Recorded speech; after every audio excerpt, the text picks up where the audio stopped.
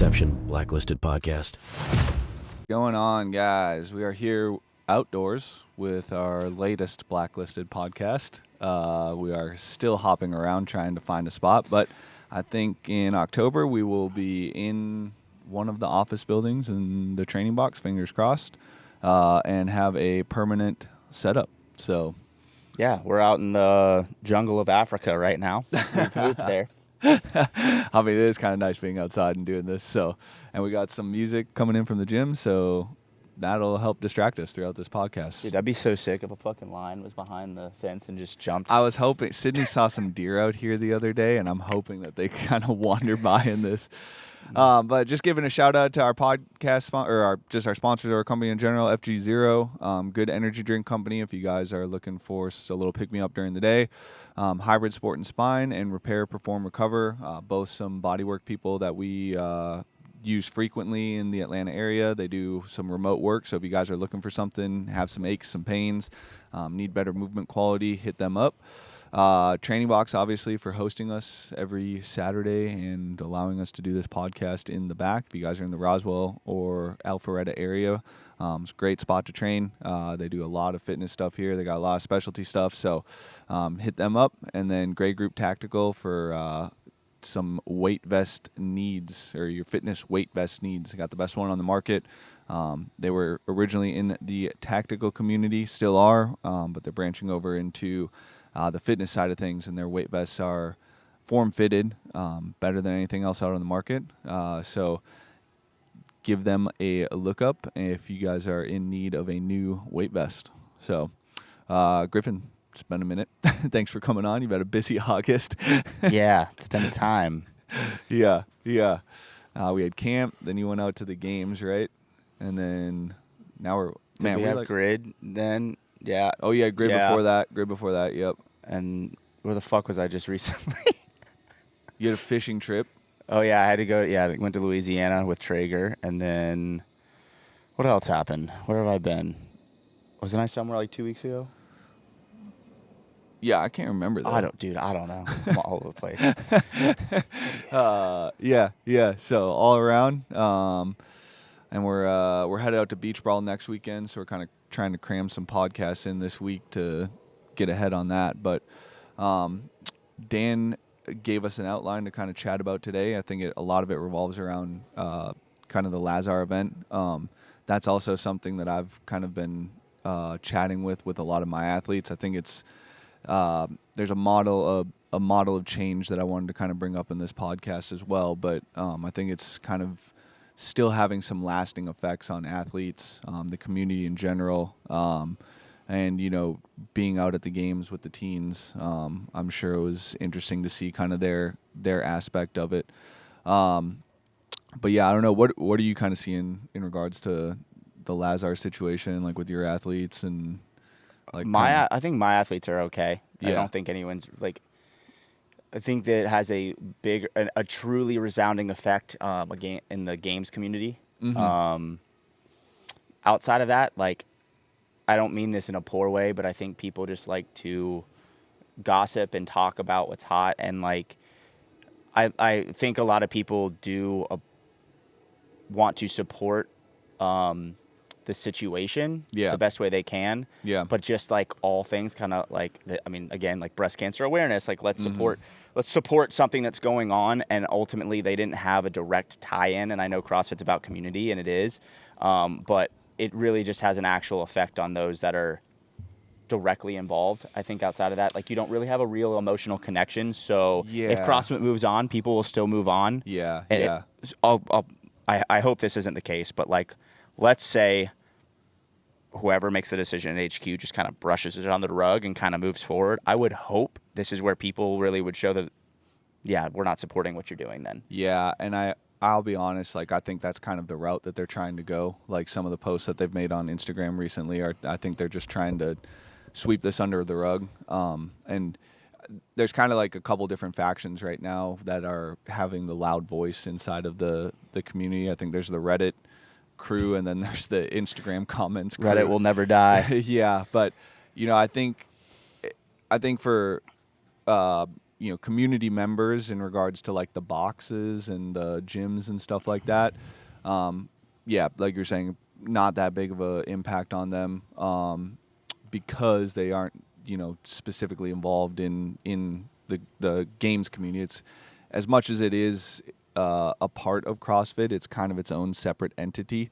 I think one of the big issues that people are going to start to realize, though, is that the games and the CrossFit affiliates were never separated. And if there's trickle effect that comes down from the games, it's going to affect the affiliates as well. And so, as much as like you're kind of like removed from that situation, and so if you're just the average gym goer or just kind of showing up at the affiliate or an affiliate owner that has no competitive athletes at it, it definitely, I think, is something that should be on your radar at least, and seeing kind of some of the repercussions because,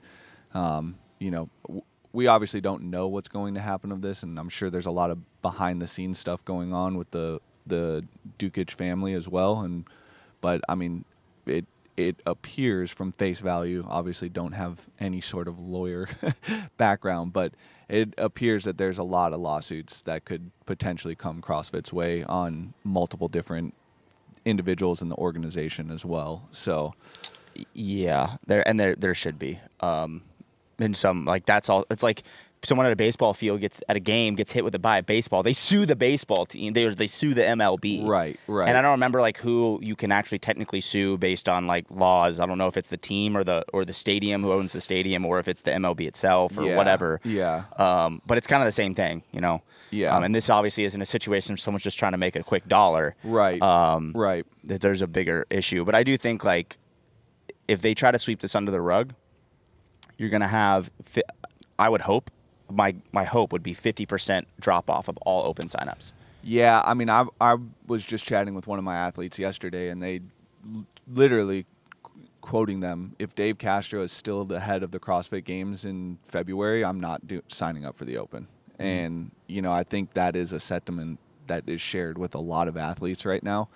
And that's most of their money comes from the affiliate side of things, but the Open is a pretty big money maker for them, and to have 50% drop off in 1 year is gonna affect the bottom line for sure. Yeah, and like I think the other side of it is like you're gonna have athletes be like, well, it doesn't affect me. I mean, it does. At the end of I'm not going to argue anybody that's like, it doesn't affect me, because it does. At the end of the day, that could have been you if you go to the games to compete. Mm-hmm. But if you're one of those people that's like, oh, it's fine, like, that doesn't stop me from wanting to be one of the best, and like, it is what it is. And I also understand that side of it. Like, I do. If like you've been training for the last 5 years and you haven't made it, and all of a sudden you're going to make it this year. Yeah. But if you're one of those people and it's just like, I'm going to sign up and do it anyway, if 50% drop off, there's no games.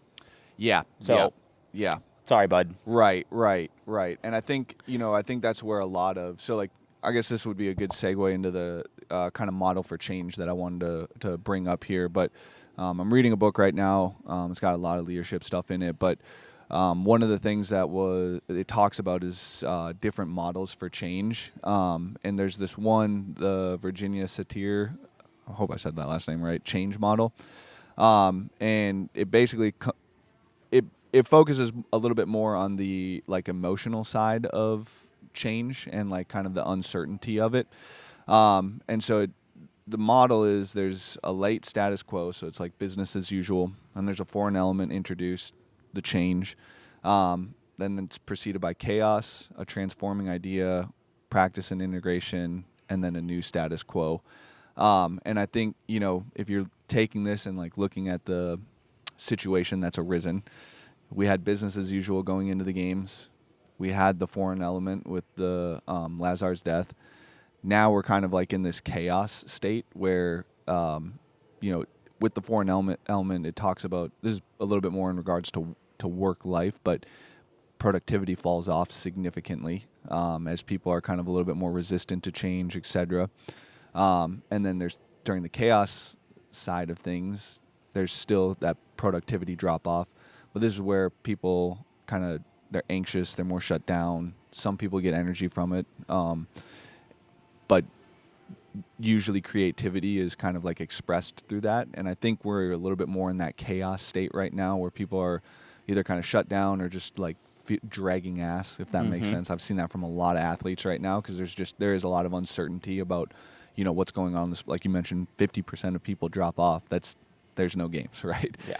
So we're kind of like in that stage right now. But when when you find something that works or implement something that works, and one of the things that we chatted about yesterday, that athlete and I, is like just going to local competitions and trying to clean up at local competitions. And like, with the transforming idea aspect, you come up with an idea, you troubleshoot that idea, but at the end of the day, performance increases, and it increases above the level of what it was at before. And so, it might look different now. Your season might look different now if whatever goes on with the games. But at the end of the day, like, this athlete would go and clean up at local comps and more than likely make a substantial more income doing competitive fitness than they previously were. Yeah, I mean, absolutely. And like I had a time where I was like, why the hell am I still doing this? You go to the games and you make no money. Yeah. Obviously we've talked about this before. So what makes like the most sense of how to do this? And like, for most people, CrossFit, no matter what happens, CrossFit's not dying. It's not going away. Like, there's too many people that like this sport and are involved in it. And outside even the sport, this itself, like CrossFit didn't start as a sport, just a style of fitness. And that's not going anywhere. Right. People do CrossFit and don't call it CrossFit anyway. It's not going anywhere. So in the sense of the sport, like, Wadapalooza's not fucking leaving. Right. Like, they're not. And what they're doing right now, like, this was proposed back in 2020, and it looks like it's slowly just encroaching and happening without people really even realizing it.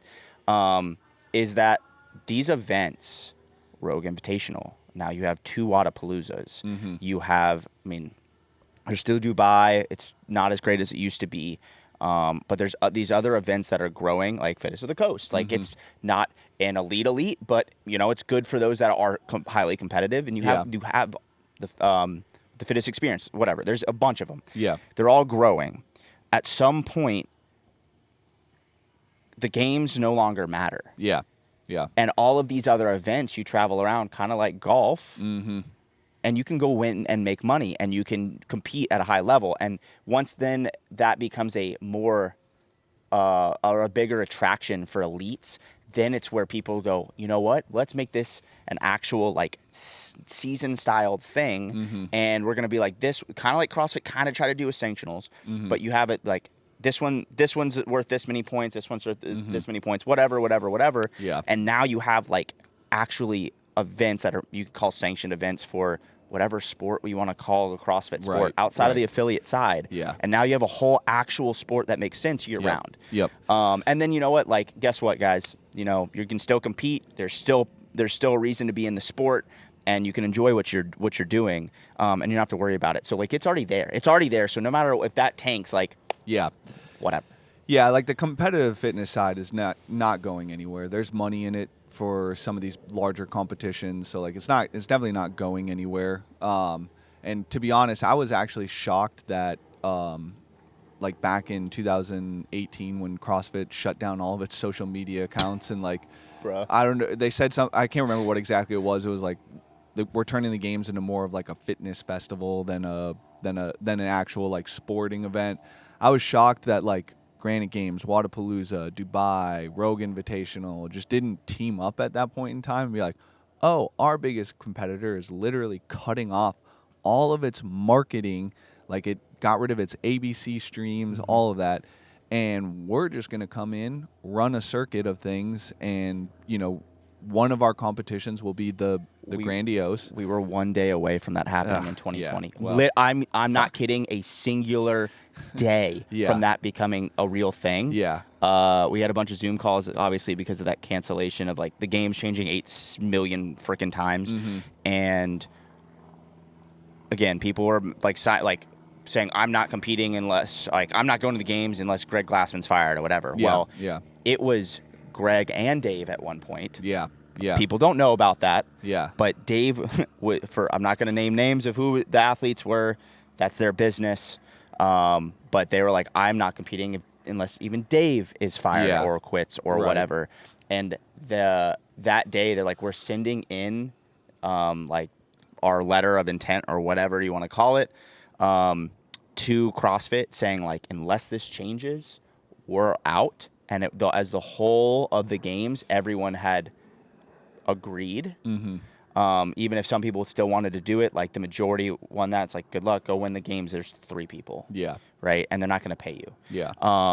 And they literally fired or whatever happened, Greg out that day. Yeah. And then that just dissipated immediately. Yeah. But it was set up for a few of these events with some of these organizers that have been really heavily involved in all of these things and had it in place for us to have a separate games already. Yeah. Dang. Yeah. Well, I could imagine that happening in the next probably year or so if this is swept under the rug and Dave is still running the games.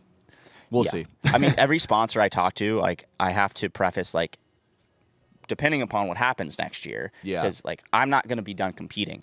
But if they decide to bullshit, Right. I will pivot on how I'm approaching my year. Right. Right. But that doesn't mean I'm not going to go and compete, right? So, like, Right. it just means it's different. Yeah. Yeah.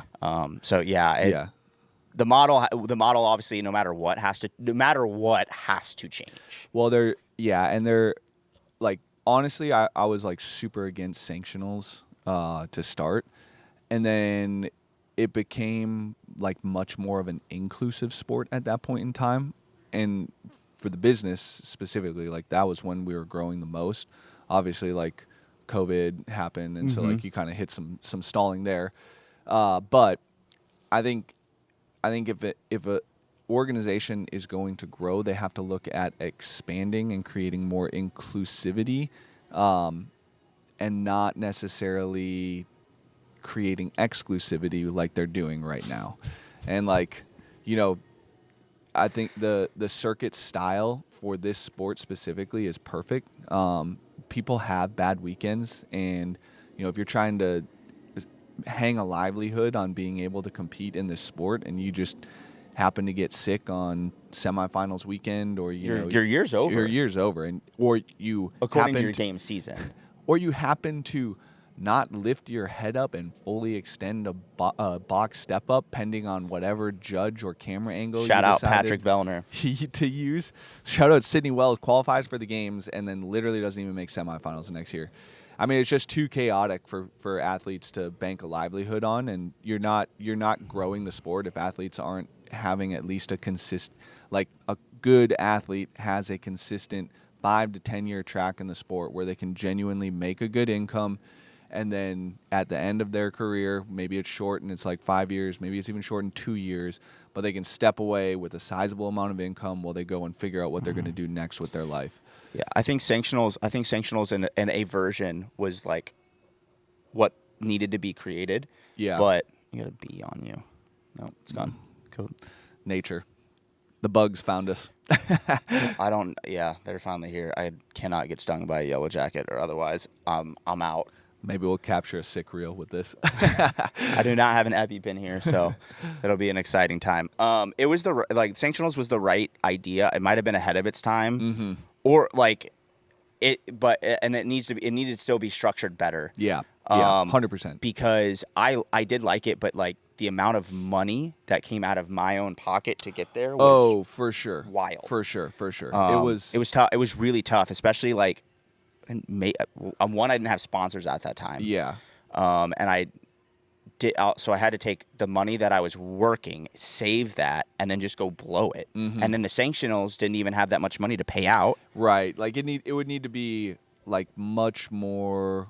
I mean, and what did they have, like 35 sanctionals or something? 16. It was 16? Okay. At one point it was 16. Finally, that year, 2020 got to 16, and then obviously not all 16 got to go. I think like 12, maybe 10, 9 got to go. Yeah, with the open seating. I mean, you can definitely make it so it's a little bit more easier on athletes. Like they can travel inside of their region a little bit more. Like if you're, if beach brawl were one, fittest coast is another. Like you have to go to 3, but there are all these local competitions that you can at least travel to, like 205 throwdown, beach brawl, and fittest of the coast. I think that's more like call it an undercard. You don't have your pro card, so you have to go and do those. Yeah. But once you've earned your pro card, whichever you want to seed that, you only have, there's like a certain level of those you just have to hit. You don't have to go to the local ones, right? Because seeing Fikowski show up at a local competition, you're like, what the fuck? I'm not allowed. So right now, I'm not allowed to compete at like local ones. People won't let me. Oh, yeah. So like the Forge Fittest Experience one that's going on. Yeah. I'm not allowed to either do individual or team, Okay. and there's money, and I could go just take a quick little like check. And then Kira from Travis's athlete from TTT went and competed at it. Oh, and just won some money. Just was like, this is mine. Cool. And one of my buddies asked him like, so like if Kira can Griffin, they were like, no. I'm like, this is some bullshit. Like, let me go. Yeah. Right, but like that, and that's fair enough. Like if people are trying to grow up into the sport, like don't send someone in there. So you can make it divisive, and then like there's a way you have to sign up to be a part of it. There's a whole way to do it, and it could get a little complicated till it gets figured out. The problem is, just like you were saying with the whole new model plan, it's been in that stage since 2016, 17. When was 18 is the first year of sanctionals. So when is that when the first time? 19 was the first year. So they cut out all their social media and stuff like that. 18 was the last year of regionals, and then the next year they implemented sanctionals. Right. Yeah. So the first one was December of 2018, which was the Dubai one, but that was for the 2019 season. Yep. But when did they do the 2 opens? That was that 19 to 19? 20. Yeah. So since 2018, we've had nothing but chaos. Yeah. Well, I'm honestly, since the start of the sport, we've had nothing but chaos. Right. But there was changes, but there were at least those changes were happening every 3 or 4 years. No, it was on like you had some gaps of like 2 years in there, but it was like, I mean, if you want to go over the history of it, it was like 2012, 11 they implemented the Open. Yep. 2012 they implemented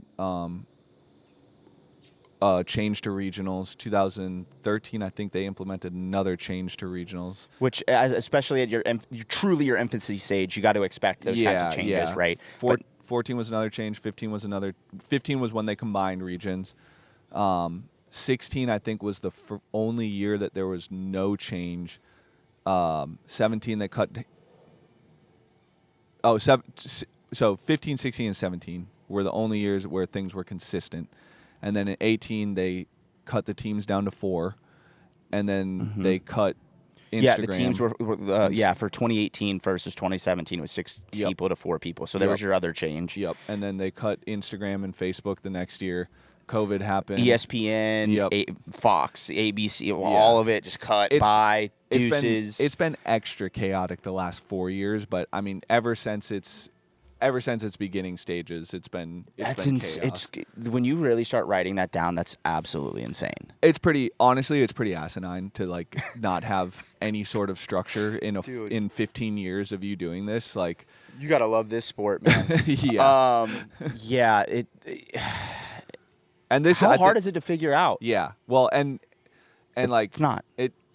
I really don't think it is, to be honest. Like, obviously, I'm not behind the scenes doing this shit, but like, it's if you're gonna you need to professionalize something for people, and you need to have a system that is continuous. The NFL has minor rule changes every year, and maybe once every 2 decades. But their structure doesn't change. Yeah, they finally had a structure change where they added a game. Yeah. And they changed a preseason game. Right. But that's once every 2 decades that they do that. You know. Yeah. And the little rules like that. That's fine. That's the difference. That's between a movement standard change every year. And whatever. That's not a big deal. Yeah. But the structure shouldn't be changing. Right. But the crazy thing is I think one thing is like they're able to use CrossFit's constantly varies. Yeah. So our season can be constantly varies. Shut the fuck up. Yeah. No, it can't. That's not how this works. Not if you want to be considered a professional Name sport. one business that's constantly varied. Yeah. There isn't, because they fail. Yeah. It plummets. Yeah. So like ultimately, what's the craziest idea? Professionalize something. probably want to hire professionals that are very well versed in running a business like that. That's pretty simple. The models are out there. The powers that be just choose to honestly ignore the models, and they've ignored them from the beginning, and have just been, we're going to do this our own way. And I think that you had the result that you had this year at the games by following that path, and it just seems like there's a needed time. Like I think it's at a really big the company itself in regards to the games side of things is at a very big make or break point right now of whether, okay, we're going to take the steps to professionalize this. And I think if they do that, there's a lot of people that need to be replaced in roles. Or they're just going to be like, nah, we're going to keep doing whatever the fuck we want. And I think you're going to start to see a lot of fall off happen in the business if they decide to do that. And I think ultimately here's the biggest decision is it separating the games and the affiliates doesn't make it worse, and it doesn't even really separate them if you just separate it as a business and business decisions. Yeah. People are still going to do CrossFit. Yep. And you can still hammer it like as they should, and the affiliates will not suffer from the games being a separate thing. You just have to I mean, honestly, unless you make the games truly just an affiliate thing, and it's not the games anymore, and it's nowhere as big, and you're going back to like 2009. Yeah. And that's fine. But then what that shows is like, here you go, Wadapalooza, take over. Rogue Invitational, take over. Like all of these other companies now create your own system, and the games is completely separate, and that's fine. And you're going to see a whole lot of talent leave the games, which is fine, right? And as you should. That doesn't make sense to do that anymore. And it's hard to probably even process that right now. Right. But that's the other model, and like you don't have to get rid of it. It just games can be run the way it is. Yeah. I mean, I think that they can genuinely exist cohesively, but why they are saying they continue to say they're the same thing, and I know this is going to get blowback. They're not. Like what an athlete is doing compared to the average gym goer is unbelievably different. That like if you are making that argument, you have never been on the athletic side of things. Do you guys do the same workouts every once in a while? Yes. And can you get the same stimulus out of the workout? Yes. But the training implements, the attention to detail, the focus, the dedication, the lifestyle changes that you need to make to be the athlete, and then what you are doing over the course of a weekend at the games, at semifinals, a individual in a box who's coming in to lose weight and be healthy will never understand that until they go either one achieve that they achieve the ability to go and do that, or they've earned the ability to go and do that by dedicating themselves, but they will never genuinely know what that is like. And so they are completely different, but the games is a great marketing tool for the individual to come into the gym and try CrossFit out. And at some point in time, I think that they need to accept that and live with that and foster that, because that will ultimately help your affiliates, and you can focus on getting more people into your affiliates at that point in time. And because a lot of us started this in this industry to kind of on the health and wellness side of things, and we want to see the affiliates succeed. But I mean, over the course of the last decade, like, there's been not a lot done on the affiliate side of things. And if you separate those two, I think it starts to get you going in the right direction to help the affiliate out, ultimately help the business out, and it starts to help professionalize the games as well. So, I don't know. Yeah. No, 100%. And for anybody that's like concerned, like everything will be fine. Yeah. Moving forward, like the answer, if anyone's like, I don't know what to do, everything's you're going to be fine. We're going to compete at all these different competitions. If you're nervous about swimming, these competitions are not going to allow that to happen. Yeah. And if you look, most of them are also going to offer, like, if you're not comfortable right now for the transition time that they're going to do this, you're not able to, you're not comfortable swimming, they're not going to kick you out. Yeah. Right? Yeah. And that's okay. Like, if you're not, as a competitive athlete, you need to learn to frickin' swim. Yeah. Like, there's besides all the stuff Well, that happened in that, like, you need to be able to swim. You need to be able to swim, and I think that the competitions will have much more grandiose safety measures in place for them. And I think the big thing to focus on right now is just controlling what you can control, and that's your own training. And so understand that like there will always be some facet of competitive exercising. Shit, what that even might be grid, right? Yep.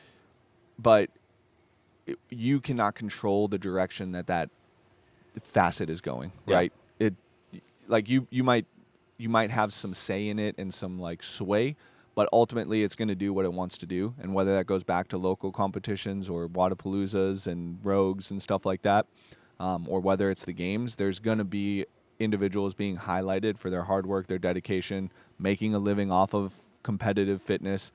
And ultimately it might be more people making a living, God willing. So just control what you can control in this instance, and what you can control is your effort and your execution in your workouts inside of your training, showing up to your training, and literally just giving it your best every day. Right. I mean, we all, like, as competitors, you're just trying to be better than your previous self, right? So day to day, and that's your goal anyway. So like, it doesn't matter what competition it is, whether it's the game season or whatever you're training for. Like, show up, do your work, get better. If you don't like CrossFit, don't do CrossFit. That is what it is. But you do. That's why you're doing this. Right. So like, it will be there. Keep going. Everything's going to keep working out the way it's supposed to. Sometimes things just are tough and there's chaos, but out of chaos, better things sprout. Yep. So Yep.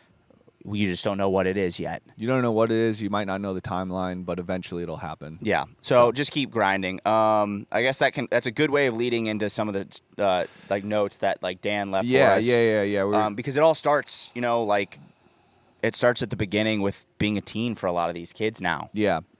So like, what did you notice any sort of kind of change in mentality with the teen athletes there, or like was there, what was kind of like the energy like at the games? I think it's great that they were not there for the original game or for the main category games, and having their own. I think that is a phenomenal thing. I really do believe that it would be better if the masters and the teens were put together. So and there's a couple reasons to that, and I understand I understand the logistics issues. But it also causes more logistic issues, actually, because of equipment. You're having Rogue supply everything, so they now have to split who gets what, and your tests are now dependent upon who gets what. Got it. Which I get, but I also don't like. There were way more people at the teen games than I've ever seen at the games to watch. That's good. Granted, they increased the athletes that competed, right? So now that should bring in more people. But that was the most I've seen sit in a stadium all day long and watch these kids compete versus you had like 20 people in that stadium in Madison. Well, and it was just too big for what they were trying to do in that. Well, and then also it was going on when the individuals or the teams were going and like all these things. So I think like if you're able to manage, and again, right now it's separated. There's two separate entities running the masters and the teens. I just think they need to find a way to combine it at some point. Okay. Yeah. I really do, because it will, one, put way more people in the stands. Totally. I know these are small, like, tic-tac things, but, like, there was a kid that made the games in the teen division, but his dad made the games in the masters. That's honestly, like, sick. Like, that right, would be a great storyline. So he didn't compete. He went and supported his dad. Oh. Because they're on the same weekend. Yeah. If you're going to keep it this way, separate the weekends. Yeah.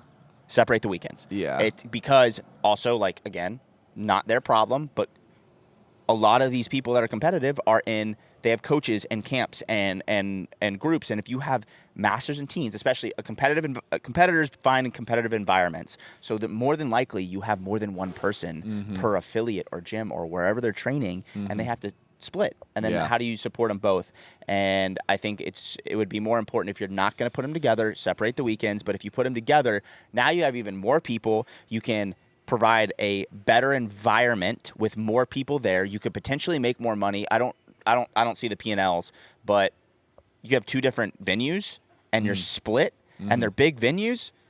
put one together and figure out just how to write workouts according to how many athletes you have. I know it's way more athletes now. Yeah. But write the workouts so that you can accommodate that. Yeah.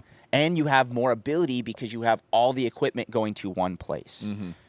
Like I know it's a logistics thing and it's tough, but I do think ultimately that would give a better event for all of them. And now it's a bigger spectacle. And also like now actually ESPN might be like, yo, this is actually kind of cool. Yeah. Now we can start watching from when they're 14 years old and we can see 65-year-olds. Like the stories that you can tell from that. This is what media is they have to tell stories. Well, tell the stories about all of them and you have way more of a pool to grab from than when you split them all up. Yeah. So like I do think eventually that's the best route, but that's just my opinion. But energy, I thought outside of all of those thoughts was really good, and I'm super glad they did separate it from the games. It gave them more of what they deserved, which is a weekend about them. Yeah. Like sure. it never was. Yeah. No, I think I remember watching the live stream last year, and there was like a fucking GoPro like posted in the back of the football field that they had set up, and you're like squinting to see you're like, I think that's the person that I want to be watching, like, and you're having to like it was honestly embarrassing that was their media coverage for these people, and it's gonna do, I think there was a lot of pushback at first, but this is like I was all in favor of this from the beginning, and I think it's going to give the masters and the teens and the adaptives much more visibility now that they deserve, because they earned it, and the teens Pitt themselves. They hired, and I don't know how well this is going to turn out, but at least it's a good step forward. They hired a crew. I don't know if it's from NBC, but it was a crew that worked at the Olympics this year. Okay, yeah. And they came and did backstories on the kids. Yeah. I mean, granted, we got a little favoritism because Stella is prime suspect number one. Yeah. But they hired someone outside of CrossFit. The camera guy knew nothing about CrossFit. Yeah. He literally I was like, hey, you should probably go and do this. Hey, you should probably go and do this. Like when they had like their check-in where like every athlete loves to go and just see like the layout of clothes and get to get dressed up. And like they had no idea about that. Like they saw the little check-in, and at the teens, you had your check-in, and then it was in a hockey arena, so you had to like go through a door and walk all the way around, and then they had this whole area in one of the like there was 2 rinks, and it was on like the practice rink. They had all the stuff, and they had no idea. And I was like, you guys should go follow these kids when they walk in and like go and get like all their fitted gear. and Yeah, stuff. yeah. I was like, you don't want to miss this. You're like, well, we didn't know if we should. I'm like, no. This out of any check-in thing, you need to go there. Yeah, that experience is so sick. Right. So like, but I thought that was super cool of them that they're like, hey, let's hire somebody that is outside of CrossFit, but they do this for other sports. Yeah. And give them a chance. Yeah. See if they can tell the stories well. They might Yeah. need a little direction on what to do. Totally. But like, I thought it was super cool. So then now all these kids are gonna probably have stories told from if it was NBC or ABC or whatever. Yeah. On the backside that CrossFit never did. Right. You had the same groups of media people. Not that you guys don't do a good job, but you are told what to do, and you're only allowed to do those things. And now you're allowing some different perspectives in to create better stories. And it's not the favoritism of the same people every single time. Better and different stories. Like, and the other thing too is like CrossFit Media HQ downsized, and so you do have a lot of private entities, but those private entities are, getting their money from different training camps, trying to feature their athletes, right? And so now if you have an independent media company that comes in that knows nothing about this, you're going to get the unbiased story that's told about the competition, like you were saying. Yeah. And it's going to be way, way better in regards to seeing the total growth of the sport in general. Yeah, and I think there's a balance. Like, I think those that have been around CrossFit, there's a lot of positives to having those same media people in there because they know what to look for. They know how to go about it. So, but that was cool that they did that, and I think they need to keep doing that and keep bringing it in because eventually, if you have the same people from there, then they're gonna get better and tell those stories well. But I think you needed a mixture. For sure. You needed. I mean, it's the same thing as like any cultish group. Like if you only have this one group think way, psychology term, people. If you only have this one group think way, like it will always stay like that. Right. And you have to have other opinions and perspectives to balance everything. Yeah. And I think that'll really help with the storytelling. It's one of those things that I think a lot of the athletes, I mean, I know me specifically, have been pushing to HQ is just like, look, there are so many awesome people that are able to do these things that, like, yeah, not everyone can win, not in this sport. And even Matt Fraser didn't win every race. Like, there's people that should be having stories told about them and grow the sport, because not everyone connects to that same. Nobody connects to Matt Fraser. Yeah. I mean, there's few. The games level, and even at the games level, a lot of people can't relate and connect to him. He's different. So you're just selling a guy that's a winner, but they don't understand him. But you might be able to tell a story of someone that had leukemia and came back and whatever, and they took 28th place at the games. Right. That's fucking awesome, dude. Yeah. You were fucking dying, and like, tell that story. There's other people that have leukemia and or any type of cancer, and like these stories that aren't told. So I think that was a really cool grasp of how to pull something in for these teens, and like just a different environment this time for him. I mean, Boz showed up, which was cool. That's dope. Lucas was there. Like, there's some people from like HQ. So like, to go all to say people, like, if you like think this is just a nothing but bashing, it's not. There's a lot of really awesome people that work at the games and at HQ and do all these things. And we're not talking about them because they do such a great job. Like, Boz, because he cares about these kids. He cares about everybody. Right. And so does his group that he works with. But we're talking about those people that are sitting at the table, at the top of the table, and just doing whatever, right? Yeah. So this has nothing to do with those that are actually on the field, soldiers, doing their job. Right. But yeah, I thought that was really cool that they did this change here. But I know, like, one of Dan's points was like he wanted to kind of bring up, like, is it important for like teens to like be involved in other sports, or like to compete at the games, or like how does one basically have a path of like becoming a games champion? And I think that's a good question, but I also think it shouldn't necessarily be categorized as a games champion. I think it should just be a champion of CrossFit, whatever competition it is. And I think that's an important point to make right now, since the sport is evolving. Yeah.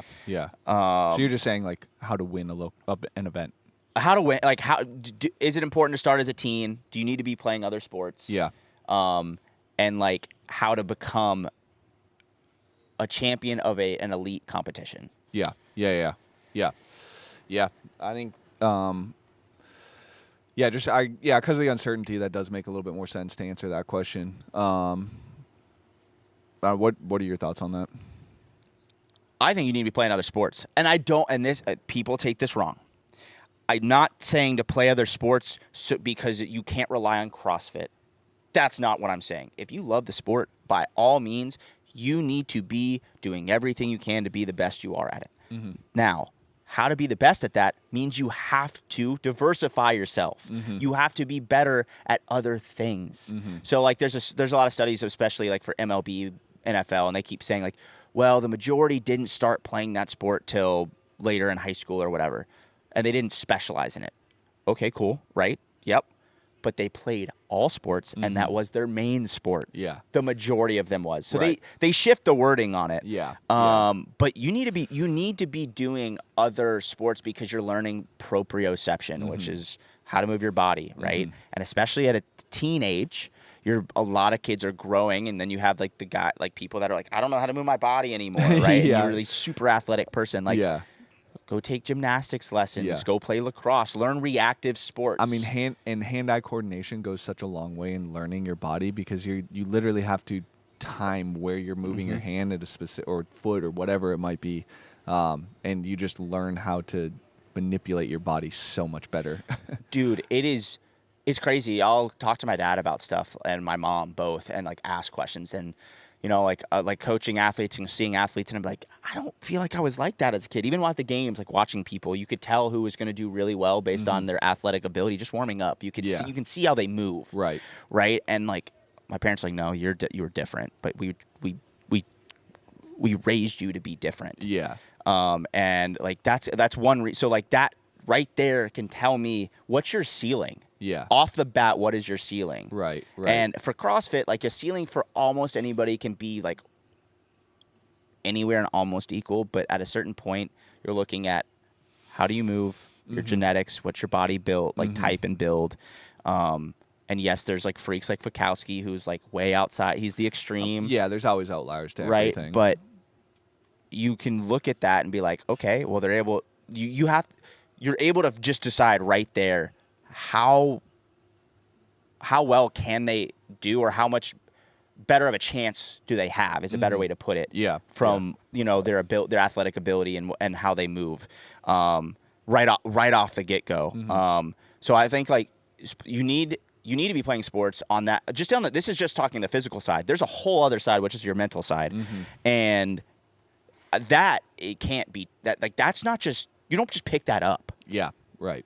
That is learned over hours and days and years of consistently doing the same thing, and having coaches, but not just coaches, having other peer athletes doing the same thing, whether it's team sport, which I push for people, because outside of a sport, guess what, guys? You live with the human race. Yeah. You gotta handle being with other people. Yeah. You cannot just live by yourself as much as I would have wanted to as a kid. You have to learn how to struggle with others. Yeah. You need to learn how to solve problems with others. Yeah. No, you're not going to be in a group where everyone thinks the same. Right. And if you are, you're in the wrong group. Right. Right. You are. So, like, you have to learn how to work with others, even if, again, it's an individual sport like gymnastics, which is team and individual, but at the end of the day, it's still up to you to do your part.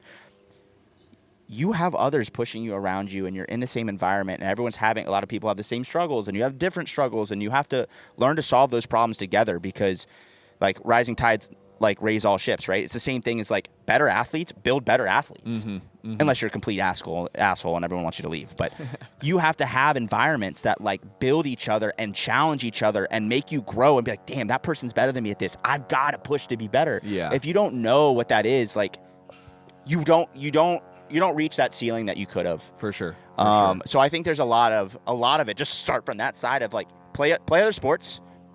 Start with pickleball. Fuck it, I don't care. Go do something. I mean, you should play real sports, but whatever. I think there's something to be said when you have to directly go against somebody else and beat them. Yeah. Yeah. Because there's also a lot of disappointment. Yeah. And you have to learn how to, one, decide, am I going to be a little bitch about it and lose?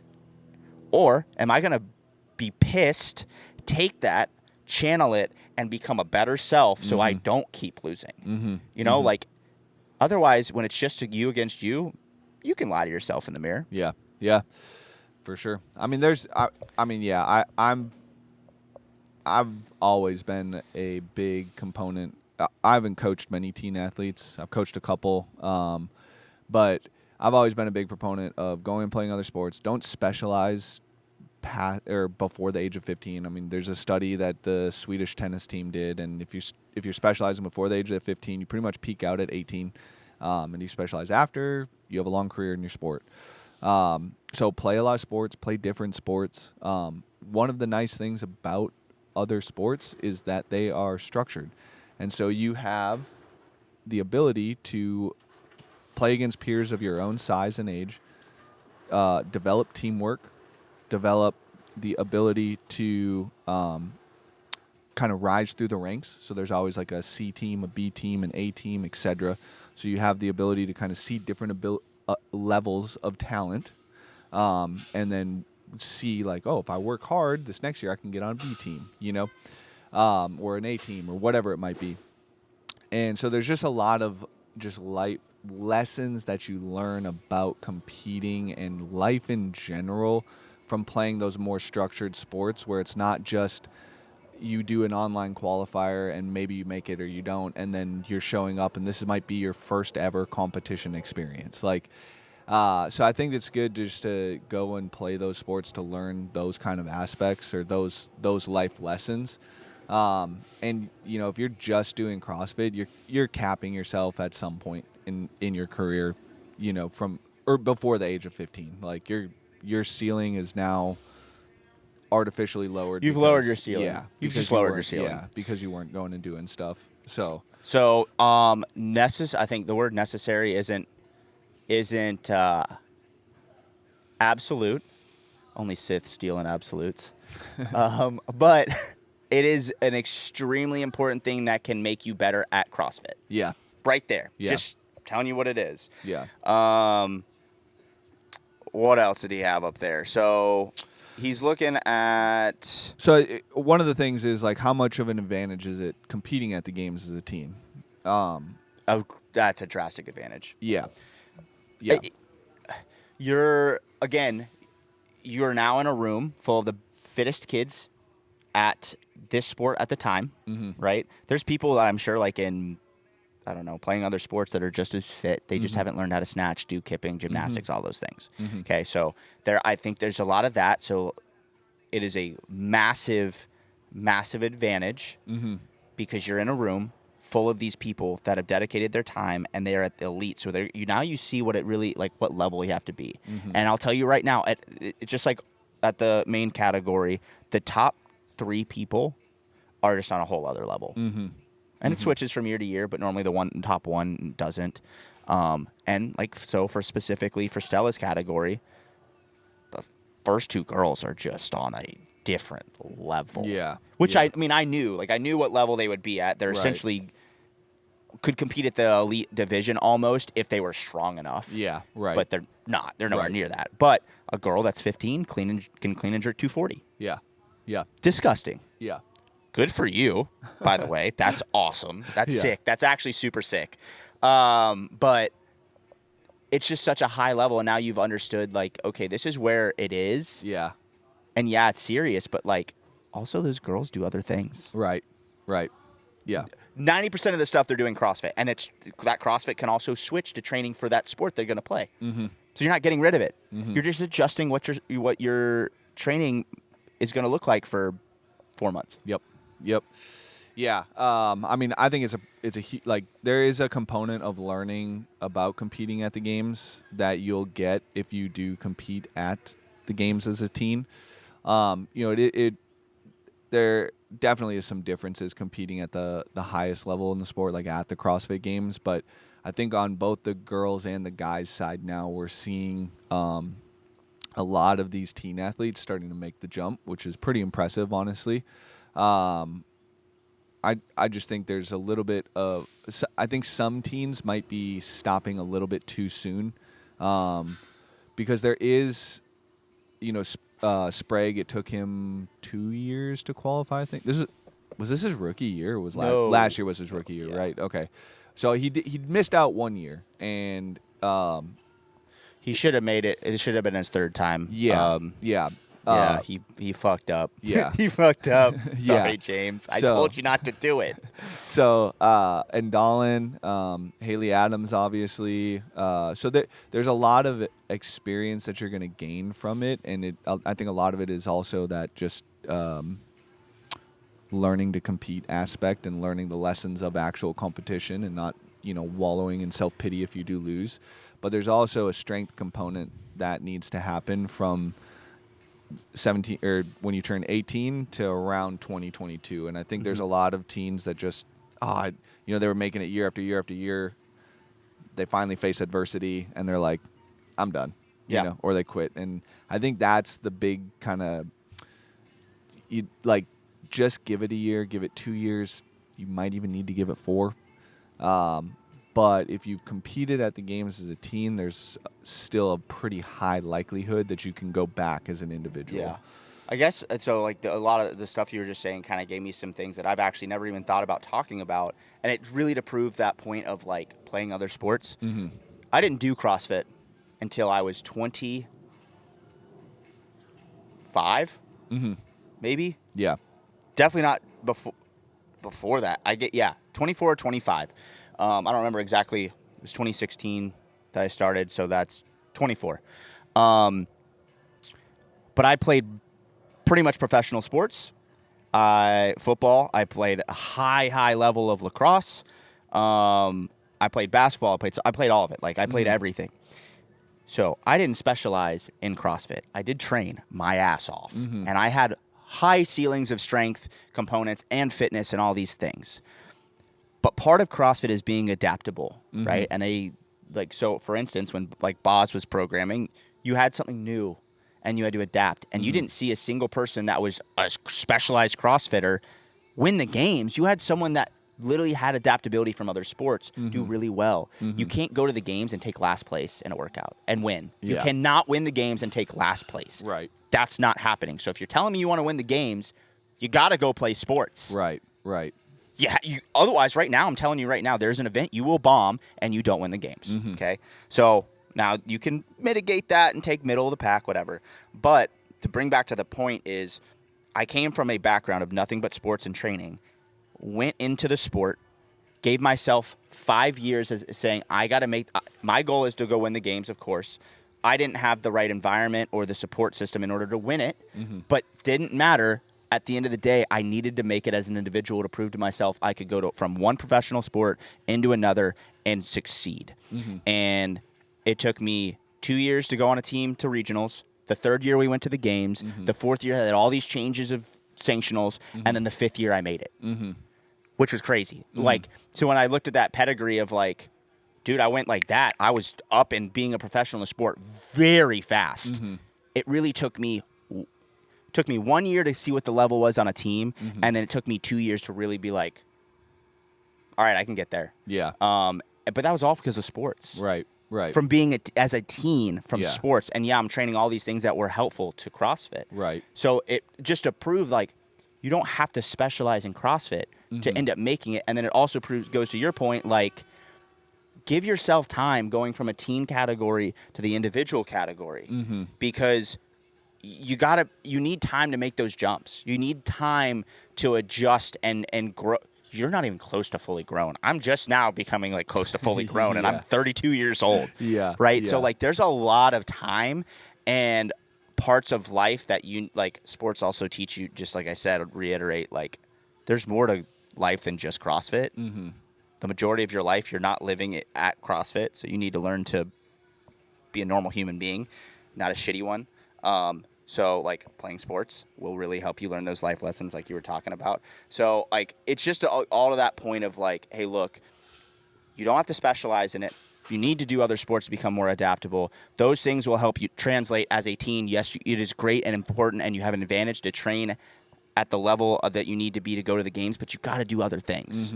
And you will, for the long haul, if your goal is to win, like I said, there's always at least one, maybe two events that if you're not adaptable and you're not athletic, you ain't winning. The best time in your life to become athletic is when you're 12 to 18. You pick up shit so fast and you lay a foundation. So, like, if you're a teen listening to this, and we're cussing, sorry, and you suck at running, go join the cross-country team. Oh, man, that would suck. But, yeah. Or track. You could just do a track. Yeah. Well. Agreed. Yeah. Well, go join the track team and learn how to sprint. Right. That's what I go learn how to run. Learn how to run. Right. Go join the cross-country team and learn how to suffer through long-distance running, like, and develop different gears in your running. If you're a teen athlete and you've never swam in the water before, ask your parents to go put you through some like swim lessons, right?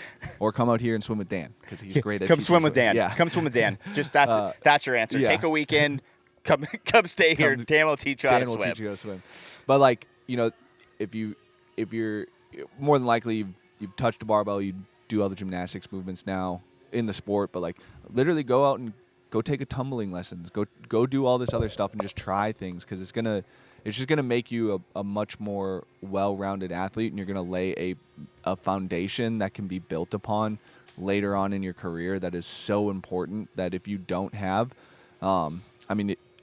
speaking from experience, like coaching masters athletes who only dove into like one aspect of training for 15 to 20 years of their life, and most of the time it's the endurance side of things. It is very, very challenging to get them stronger, having not had any sort of training with that when their body was most adaptable. Yep. And so, you know, as hard as it is as a teen, like, think long term. Your life is not revolving around every second, every minute, every day. Think a little bit longer and understand that there is 10 years down the road, 15 years, 20 years down the road, and you'll want to probably be doing some form of athletic endeavor. So make yourself as well-rounded as possible now so that you can pick up whatever athletic endeavor you want to continue doing, whether it be CrossFit. Maybe you want to go run 50 miles. Right. Maybe you want to go ruck, shoot, tactical games. Like there's always play pickup basketball. Like there's always something that you can lay the foundation for now. I have zone 2 for some of my athletes playing pickup basketball. I love basketball. I do too. And right, it's not exactly zone 2. Like your heart rate actually can get jacked, whatever. But I like, actually think it's a great sport for CrossFit. oh, it is because you're back and forth, back and forth. You're moving almost always. Yeah. I think the only sport that actually might be better is lacrosse, playing midfield specifically, because you can't, like, you don't stop and then like you change gears. you have to change gears. Like it's not like soccer yeah. where you're playing defense. You just sit way in the back and you're just hanging out there. Also, don't play soccer. I mean, that's not true. Play soccer. Play soccer. It's a good sport. It's also fun. It is also fun. I just love sports, man. Sports, dude. There's nothing that replaces it. CrossFit's great, and it does a lot of great things. And the way I'm talking about it right now, you can be like, Griffin hates CrossFit. I don't hate it as an entity, but I hate it. Like I just don't. Whatever. Like sports where you have to be reactive to other people and. Well, again, I'm still a team sport guy. It doesn't matter what size, because you get fucking pissed when people don't give everything they have. Mm-hmm. But that's part of life. Mm-hmm. Mm-hmm. And then you get on their fucking ass and you become a leader. Some people learn to become true leaders out of that. Yeah. It's just the elasticity of a teen athlete at that age to learn all of these things that you need to learn about how to compete, learn like how to move your body properly, how to build for the future, how to be adaptable. Like it's just there's no substitute. Mm-hmm. Yeah, for sure. That's the best way I can leave it at. There's no substitute. Yeah. So how was Stella's experience at the games? Did she have a good time? She had a great time. My first question when she was done, I was like, so do you hate CrossFit yet? And she's like, nope. I was like, okay, cool. Okay. Just want to make sure. Because again, you gotta love this if you want to do it, really. Yeah. Or you just be truly sadistic, one of the two. But she had a good time. She had a lot of good things happen. She had a couple great things happen, and she had a couple bad things happen, which is good because at this age, we don't want anything to go perfect. Mm-hmm. I mean, you can say you want it to, but if your ultimate goal is to go win the games and things go perfect now, it ain't going to work that way later down the road. Right. I think the biggest thing is like her ceiling was higher than she did, like higher than she executed, but there were, and that's okay, right? Like I think a lot of times competing, that part of a football game in a weekend, you don't always execute to the highest potential always, but there are moments in there you executed perfectly. And she did do that. She did hit that. I think she had perfect execution once in a workout. No, sorry, twice. She had a third time where she did really, really well, and I would have given her like an A-. I would have given her an A+, but it was out of her control that something happened to her. She had an F on a workout. And it was more about a mental how she mentally approached something, and then she had a lot of good like B+ grades, where and a B+ is pretty good only because like for instance, where a B+ I'm gonna give her was the run event at the beginning, and she last year when she went to the Pit Teen when it wasn't the games, they had a 5K run. I think they had a ruck on or whatever, but it took her like 37 minutes. You could walk that, which she probably did, right? This year, it wasn't as far, it's half the distance, but she ran 50% faster. So, like, that is such a drastic increase, and we worked on it. But she ran across the finish line. This is why I say she got a B+. Because, like, you'd give someone a perfect score to increase like that, right? She held back. Mostly because she was scared and didn't want to be in last. Like, that was a thing. That's like, you don't want to be in last. I get it. And I was like, we're not going to compete to be in last place. We're going to compete against yourself. And what yourself is, I can tell you where you're going to place. And she placed about where I thought she would. She finished like 21st or 22nd in that event. But she crossed the line and was like jumping for joy, like throwing her hands up in the sky. And all the other girls are face down in the dirt dying. Yeah. Like, I was like, girl, you got more in you. You can push harder. So here's where the B+ comes in. You held back. You achieved the fitness that we've been working on, right? We pushed past it. But now let's take confidence and execute that into this event. And I'm not asking you to win the workout. You're never going to beat them all. Right. Doesn't mean you can't eventually. But right now you don't have that ability. But you could have I don't know. You could have run harder. Whether you beat anybody more or not, I wanted to see more effort at the at halfway or all the way through that race where you're teetering on more.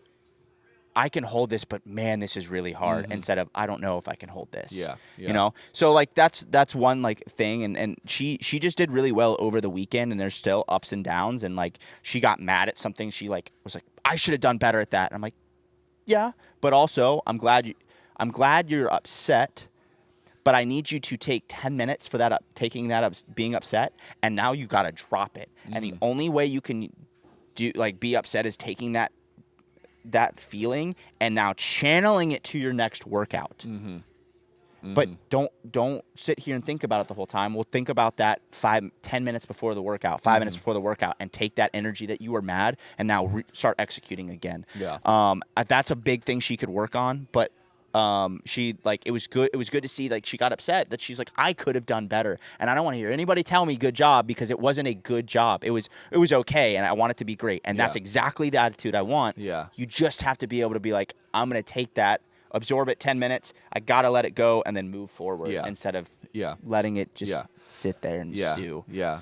It's always important to hold yourself accountable to your performances for sure. And like I think that's one thing, like, you know, playing sports, bringing this back is like, especially baseball, like you learn that so fast because like you strike out, and if you take that strikeout into the field, you're gonna create an error, right? And then now you're gonna take that error to the at bat, and you just have a crappy game. When in reality, if you strike out, you can still go make an awesome play in the field. You can still come back, and you're gonna have likely more than one at bat in the game. You know, so I think there's some good lessons to learn from that sport. Just kind of like circling. Those are things you learn in sports. Yeah, those are things you learn to manage in sports. Yeah. And you have peers and coaches that kind of help guide you through how to mentally think about these things.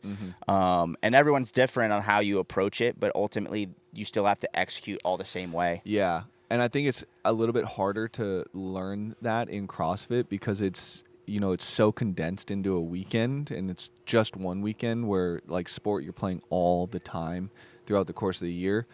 So it'd be interesting to see if she can kind of learn that and start to adapt that into some of her training here even. So yeah. I mean, and I really like being able to do that just only because like I've learned from so many different coaches, and good ones and bad ones, because you need them both. You need to learn what to do and what not to do, and how to make things better. And same thing for me. People can learn from me and what to do, what not to do, how to make it better. Like same goes for myself. But I enjoy trying to take those things that I learn just because I'm such an analytical person and try to build upon each athlete differently on how to get them to execute those things that they need to execute. Yeah. So like those teens, like big change for them is that mental side. And I did see some girls that Stella did really well on that side, actually. Like there's some girls that are bigger head cases. I didn't get to see as much on the boys. The boys seemed a little bit more level-headed, still dumb. But still dumb, strategies wise and all those kinds of things, which is fine. But that's the advantage of having a coach there to tell you, hey, like this is exactly what you do. Yeah, and the other thing is like the experience of, I guess, one of the going back to that question of like how important is it to be at the games as a teen? Like it's very helpful, but as long as you have a coach that has experienced those things, you have a even bigger advantage. For sure. A lot of things that showed up were things that I know a lot of athletes didn't know. Even some of the coaches didn't know were going to show up, and how they were presented or how they were done or what the effect is from a workout or any of those things, because I've done it so many times and I've learned and been like, hey, like when we tested our workouts, I'm like, hey, look, we're going to change this, this, and this. We need to do things this, and this way. And Stella's like, no, like why? Why would I? Just trust me. Let's do it. And then after we're done, if you're like, you're an idiot, you can say that. And that was not the case. You're like, wow. You're right. Yeah, it's just experience. And experience really pays dividends as long as you have some type of experience in your group. Just like you have a lot of team experience at the games, and you've been in this sport for so long that like you can really give that out to all of your athletes and be like, hey, this is how we're going to take advantage of certain things because people don't know. Right. Yeah. Well, I think we're a little bit over an hour here, and cool. We tend to have some fall off after an hour or so. Thanks for listening, guys. As always, please like and subscribe. Give us a follow on Instagram. If you guys need a coach, please hit us up. We've got some openings here to take some people on. I know it's been some chaotic times in the sport right now, but if you prepare yourself now, you're going to be more prepared than the others that are kind of faltering at this time. So it's not what happens tomorrow. It's what happens 6 to 8 months down the road that your training now will affect. So, but yeah, thanks for listening.